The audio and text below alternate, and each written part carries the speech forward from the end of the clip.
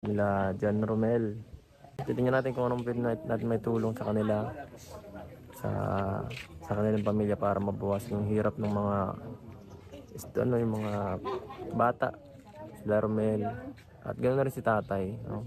Kasi kung napanood nyo po yung huling vlog sa kanila, talagang nakakaawa ang kalagayan nila. At yan, buti na lang nandito ang channel natin para tumulong. Thank you so much po sa mga mga taong nagpapaabot ng tulong.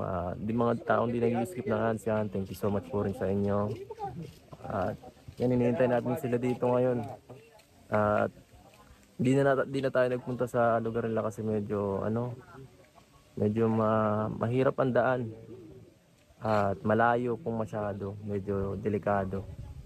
At sila na lang ang kinontak namin dito ng mga tao rito. May mga kontak naman sila sa kanila. At dito na lang kami magkita. Kumusta?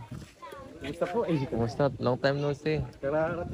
Kararating lang sa anong doon ka? Doon ka nakadestino. Anong ang trabaho nyo? Construction. Oh, bago yata itong batang ito. Ay, diyan. Sino to? Dito?